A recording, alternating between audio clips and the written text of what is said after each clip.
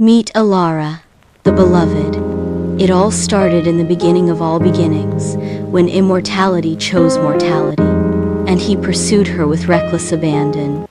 Today, however, she stands in the cathedral, trembling, filled with self-doubt and guilt. "Why would he love me? I don't deserve it," she muttered. He wasn't a mere man, he was God, the celestial being she'd loved in secret for centuries, ever since her ancestor, a humble priest, first whispered tales of his divine grace. Their forbidden love was a paradox, a celestial being, the epitome of holiness, drawn to a flawed mortal. Their meetings were stolen moments amidst the towering spires and stained glass windows of the cathedral, a sanctuary that felt both sacred and illicit. Their love was a silent symphony of stolen glances and shared breaths, a dance between the mortal and the divine. He, in his infinite wisdom, understood her frailties, her sins, yet saw beyond them to the pure heart she hid beneath. He showed her the universe in the glint of a single dewdrop, explained the mysteries of creation in the whisper of the wind, and loved her with an intensity that defied all logic and celestial laws.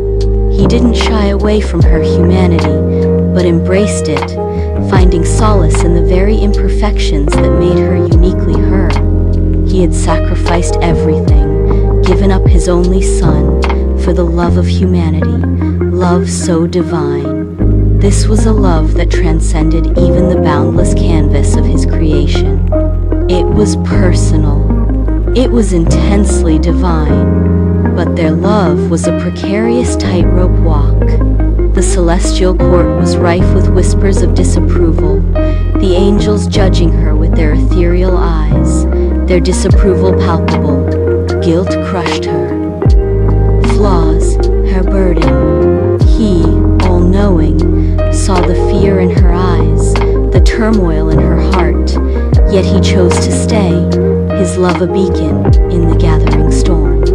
He was not just God, he was a lover, choosing to risk everything for a love that was both forbidden and utterly divine. One day, a celestial messenger arrived, bearing a message from the celestial court, an accusation so grave that would sever of their bond, or so they thought.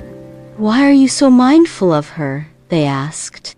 The penalty for her sin was death, and eternal separation from him, a lifetime of solitude. The decree was final, unyielding. His eyes, filled with the light of galaxies, still shone with a love that refused to be diminished. Nothing could extinguish his love for her. Because the punishment has been served, his son took the death sentence in her stead. She found comfort in his touch, his voice, his love. As he says, "I have loved you with an everlasting love." His presence, though unseen yet so close, was forever imprinted in her soul. Though separated by the vast expanse of the heavens, their love remained an enduring testament to the power of devotion. He stayed true to his words, "I will never leave you, nor forsake you."